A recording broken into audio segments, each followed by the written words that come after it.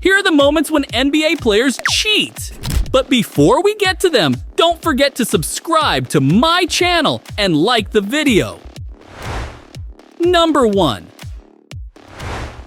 First up is a big trick. As you know, in basketball, there are 5 players on each team. So when you play defense, everyone defends one person.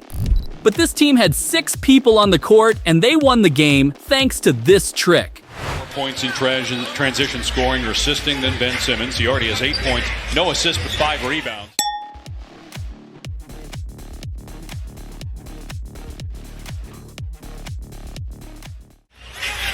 But again, you watch this, and Korkmaz from the corner drains another 3.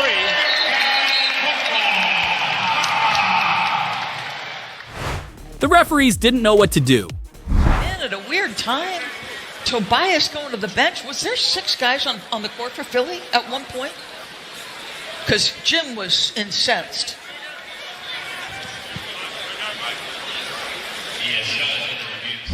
Fortunately, they solved the problem in the following minutes, and the team was fined. Number 2. Next up is Mr. Smith's secret trick. You probably won't understand it when you watch this. Feeling refreshed and you got your workout clothes on and you got a great workout. And your dessert right there. Well, that's usually gone by then. Yeah, you didn't see anything, did you? Then let's watch it again. Feeling refreshed and you got your workout clothes on and you got a great workout. And your dessert right there. Well, that's usually gone by then. Oh my God! It's a very secret trick, and it neutralized the opposing player during the match. Oh, yeah. It worked for you the way it worked for him. Look at what's hanging in front of me. It works well for me. But 10 minutes later, the opposing player took revenge on Smith. What you can do, you better have that shot blocker looking at him at all times. Just like Carmelo, you may know the next possession that he's going right, and stopping him is another thing altogether. I told you, my good friend George Gervin used to tell me. Years later, Smith spoke about this incident. What's interesting is that Smith got a lot of backlash at the time. I remember very vividly doing it to Dwight at the free throw line, and I wouldn't do it every game, but I would do it like with guys I know, guys I messed around with or whatever.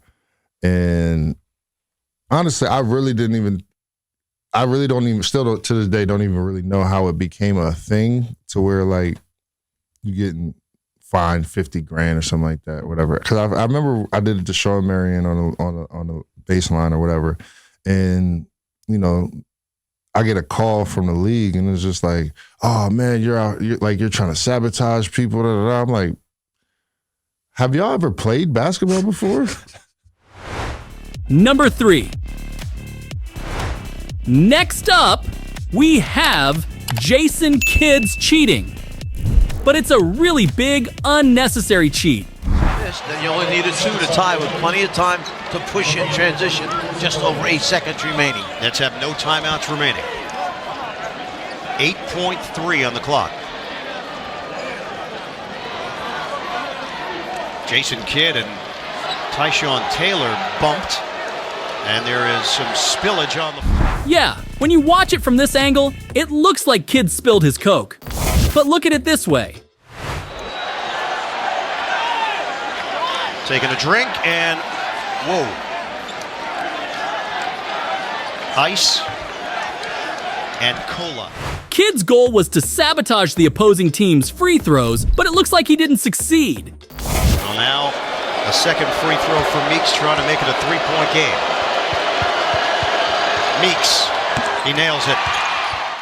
At the time, it was thought that he was only doing it to block a free throw, but Kidd explained it years later. No timeout. So we had no timeout. I needed to make a sub. Slippery hands. Tim Walsh right there ready to clean up on the spot. I got Tim. And I'm like, oh. Tayshaun, me and Tayshaun got to go to acting school. Right? How would you rate that? Give me a scale of 1 to 10 of your acting skills. Real there. stiff. Yeah, you got it. Real Like a 3. stiff. All I can say is it was all about winning. It was all about winning. It was all about winning. Yes. The crazy thing about that whole situation, besides the fine was a little bit too much, was that Paul got a great look. to tie the game. Yeah, he did. He missed it, but we had no timeouts, and I had to try to figure out how to get guys in position. Right. And Paul got a good look, but it cost me some. Hold on, please go back and show when he was looking at the floor after it happened, like he really was selling it. Look, I'm trying to help clean up. I think my suit might be too tight, so I can't bend over. Number 4. Next up, we have DeMar DeRozan's trick. Or rather, his daughter's trick. This girl is really smart because she helped her father's team in an unbelievable way. Congrats to them. And for Canada's only NBA team, it was a crushing defeat that saw the Raptors season sadly come to an end. But for many, the true MVP was a 9-year-old. CTV's John Venevelli-Rao explained. She screamed while the opposing team was shooting free throws and sabotaged the opposing team's free throws. Ahead of the do-or-die game for Toronto, one would have assumed the MVP would be a player on the court. You see DeMar's daughter. But this 9-year-old had other plans, secretly scheming to help her dad and his team, the Chicago Bulls. By doing this, he knows where he's going next. Every time the Raptors made a free throw. And here's the voice you're hearing when Raptors shoot. She's screaming. And while sometimes the ball still went in, often enough the Raptors missed. Normally, in a basketball game, the free throw rate is 78%. But in this game, it was 50%. ESPN said for an elimination game, it was the most misses since 1969. The girl named DR is the daughter of former Raptor DeMar DeRozan, who says she remembers living in Toronto and asked to come to the game. This little girl is definitely the reason why they won this game. After the game, her father made a statement about her and thanked her.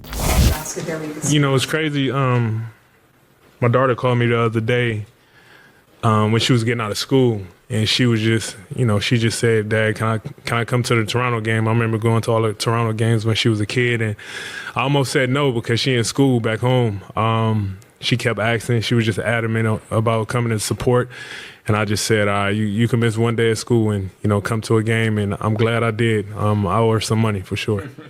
But this little girl paid a heavy price for that help. She will never be able to watch an NBA game on the court for the rest of her life. So her only option is to watch her father on TV. That must be really hard for her. Number 5. Next up, Stephen Curry's trick.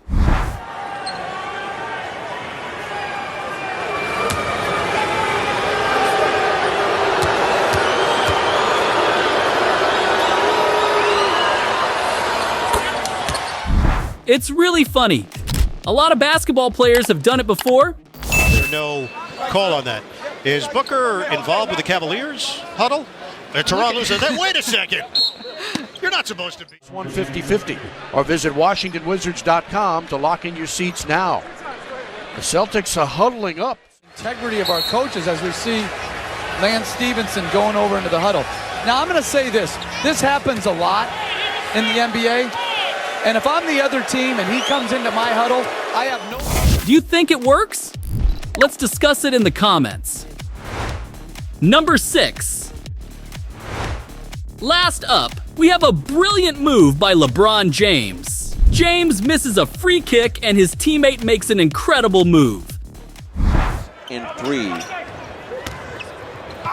Make that 25 and 3 and counting. LeBron James missing at the line, scored in double figures, 352 consecutive games, and the Timberwolves just sleeping.